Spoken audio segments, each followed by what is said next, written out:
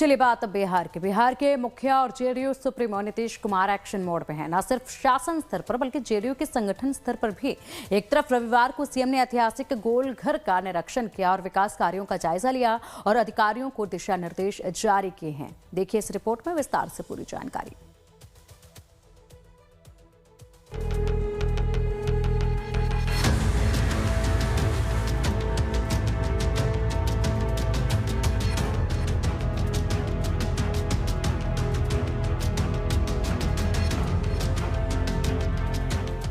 नए साल में सुशासन बाबू को लेकर जेडीयू का सोशल मीडिया कैंपेन आजकल चर्चाओं में है। न सिर्फ बिहार में बल्कि देश भर में, जिसका मजमून है न थके न रुके, बढ़ते रहें, बिहार को बढ़ाते रहें। जी हां, बिहार के मुखिया नीतीश कुमार की छवि को धार देने के लिए जेडीयू ने नया कैंपेन शुरू किया है। इतना ही नहीं, संगठन में जान फूंकने के लिए पार्टी के अंदर ऑपरेशन क्लीन का भी आगाज हो गया है। क्या है ऑपरेशन क्लीन, ये हम आपको आगे बताएंगे। फिलहाल बात सुशासन बाबू की करते हैं, जो 10वीं बार सीएम बनने के बाद एक्शन मोड में है। रविवार को सीएम नीतीश ने राजधानी पटना के चर्चित और ऐतिहासिक गोलघर का निरीक्षण किया। इस दौरान उन्होंने विकास कार्यों का जायजा भी लिया। साथ ही अधिकारियों को इस बाबत दिशा निर्देश भी जारी किया। खास बात यह है कि जेडीयू के कार्यकारी अध्यक्ष संजय झा भी सीएम नीतीश के साथ मौजूद रहे। सबसे अहम बात, 25 के चुनावी जंग में प्रचंड बहुमत से डबल इंजन की सरकार बनने के बाद सीएम नीतीश कुमार कुछ अलग ही अंदाज में दिखाई पड़ रहे हैं। लगातार जिलों का दौरा कर विकास कार्यों की समीक्षा तो कर ही रहे हैं, प्रदेश के सभी विभागों के अधिकारियों को आम जनता से सीधा संवाद कर उनकी कठिनाइयों को दूर करने के दिशा निर्देश भी जारी किए हैं। जाहिर है, सीएम नीतीश के इस अंदाज से उनकी पार्टी जेडीयू में उत्साह भी है और खुशी भी। पार्टी प्रवक्ता नीरज कुमार की माने तो जनसेवा को ही अपना धर्म मानकर नीतीश कुमार निरंतर बिहार के लिए चलते रहे। संघर्ष हो या चुनौतियां, उनका संकल्प कभी डगमगाया नहीं। सुशासन की राह पर बिहार को हमेशा आगे बढ़ाते रहे। माननीय नीतीश कुमार जी का व्यक्तित्व इतना भारी है कि पुरस्कार उनके व्यक्तित्व के पीछे दौड़ता है। नीतीश कुमार जी पुरस्कार के मोहताज नहीं है। नीतीश कुमार जी को वर्ल्ड ऑफ रिकॉर्ड्स लंदन में नाम दर्ज हुआ। सीएम नीतीश ने गोलघर का दौरा ऐसे समय में किया है जब वो आम लोगों के लिए बंद है, क्योंकि संरक्षण और मरम्मत का कार्य महीनों से चल रहा है, जिसकी वजह से पर्यटकों की एंट्री बंद है। सीएम ने पटना गोलघर की स्थिति, Golghar park, light and sound समेत लेजर शो का जायजा लिया। इस दौरान सीएम नीतीश ने अधिकारियों को निर्देश दिया कि पटना का गोलघर बिहार की एक ऐतिहासिक धरोहर है, लिहाजा गोलघर परिसर का सौंदर्यीकरण अच्छे ढंग से कराएं। पर्यटकों की सुविधाओं का ख्याल रखा जाए। जब पर्यटकों की एंट्री शुरू हो तब 2013 में शुरू हुए लाइट एंड लेजर शो को नियमित रूप से संचालित किया जाए। इससे लोगों को इतिहास की जानकारी प्राप्त होगी। इसके लिए डिस्प्ले बोर्ड भी लगाए। बता दें कि गोलघर वास्तुकला का एक अद्भुत नमूना है। इसका निर्माण अंग्रेजों ने 1786 में कराया था। नीतीश कुमार की कार्यशैली में समाधान को प्राथमिकता मिलती है, इसीलिए वो हर सुख दुख में जनता के साथ मजबूती से खड़े नजर आते हैं और जनता भी उनके नेतृत्व पर पूरा भरोसा करती है। पिछले 20 साल में कितनी बार बिहार की यात्रा कर चुके सुशासन बाबू नए साल में एक बार फिर बिहार को नापने के लिए निकलेंगे। मकर संक्रांति के बाद 16 जनवरी से मुख्यमंत्री नीतीश कुमार यात्रा पर निकलने वाले हैं। सीएम नीतीश की इस यात्रा को समृद्धि यात्रा नाम दिया गया है। यात्रा के मकसद की कहानी सुनिए खुद जेडीयू के मुख्य प्रवक्ता नीरज कुमार की जुबानी।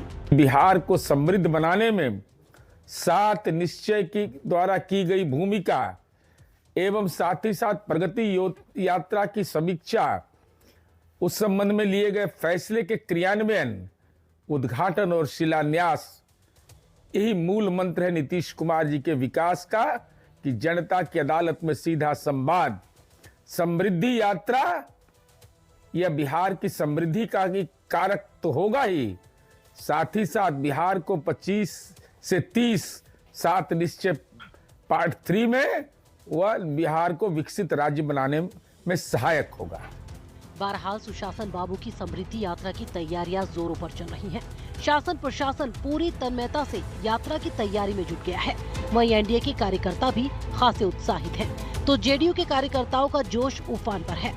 लाइव टाइम्स के लिए पटना से सदन सिंह की रिपोर्ट।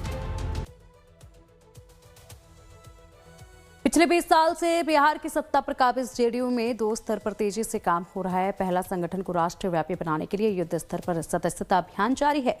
दूसरी तरफ पार्टी में ऑपरेशन क्लीन अभियान के जरिए जेडीयू के बागियों पर कार्रवाई शुरू हो चुकी है। प्रदेश अध्यक्ष उमेश कुशवाहा ने जो 5 समिति गठित की थी, उनकी सिफारिश पर बागियों को पार्टी से बाहर का रास्ता दिखाया जा रहा है। क्या है सुशासन बाबू का ऑपरेशन क्लीन? देखिए पटना से सदन सिंह की ये खास रिपोर्ट। क्या है operation clean? JDU supremo Nitish Kumar के ऑपरेशन क्लीन से हड़कंप मचा हुआ है। संगठन में मजबूती और विद्रोहियों पर नकेल कसने के लिए सुशासन बाबू ने ये कदम उठाया है। दरअसल चुनावी साल 2025 में जेडीयू के कई नेताओं और कार्यकर्ताओं ने पार्टी लाइन के खिलाफ जाकर जेडीयू प्रत्याशियों के खिलाफ न सिर्फ प्रचार प्रसार किया, बल्कि गठबंधन धर्म निभाने के लिए जेडीयू ने कुछ सीटें अपने सहयोगी दलों के लिए छोड़ दी या फिर सीट बदली तो महत्वाकांक्षी नेताओं ने सुशासन बाबू की नीतियों और फैसलों की मुखालफत की। इतना ही नहीं, चुनाव में निर्दलीय खड़े होकर पार्टी को नुकसान पहुंचाने की कोशिश की। बड़बोले नेता और गोपालपुर विधानसभा सीट से कई बार विधायक रहे गोपाल मंडल की नौटंकी से पूरा देश वाकिफ है, क्योंकि पार्टी ने उनका टिकट काट दिया था। लिहाजा बिहार के सीएम और जेडीयू सुप्रीमो नीतीश कुमार ने पार्टी को निर्देश दिया कि ऐसे लोगों को चिन्हित कर फौरन उन्हें पार्टी से बाहर निकाला जाए। जेडीयू प्रवक्ता की माने तो जेडीयू में ऑपरेशन क्लीन जारी है, तो विपक्षी दल आरजेडी ऑपरेशन क्लीन को लेकर जेडीयू को कटघरे में खड़ा कर रही है। किसी के ऊपर भी कोई भी है, वो एमपी रहें, मंत्री रहें, विधायक रहें, कार्यकर्ता रहें, पदाधिकारी रहें, अगर पार्टी के खिलाफ किए होंगे और उनका जो रिपोर्ट है प्रमाणित होगा तो उन पर कार्रवाई होगा। चुनाव के पहले उन लोगों को भी पता था कि बिहार में हमारी सरकार नहीं बनने वाली है, इसीलिए उनके जो कार्यकर्ता थे, नेता थे, उन्होंने कहीं ना कहीं अंदर खाने से विद्रोह किया और जब विद्रोह पूर्ण रूप से सामने आ गया तो अब इनको मजबूरी में कार्रवाई करनी पड़ रही। कौन थे ये लोग? जेडीयू ने ऑपरेशन क्लीन के जरिए बागी नेताओं को चिन्हित किया और उन्हें पार्टी से बाहर का रास्ता दिखा दिया। जेडीयू ने 12 नेताओं को 6 साल के लिए पार्टी से निष्कासित कर दिया है। निष्कासित नेताओं में अशोक सिंह, रामदास सदा, संजीव कुमार सिंह, संजय कुशवाहा, कमला दशहरा, प्रिंस अविनाश, लाल देव, गोपाल शर्मा, महेंद्र सिंह, दास मुर्तजा शोधकर्ता, अमित कुमार और मोहम्मद जमीलुर रहमान का नाम शामिल है।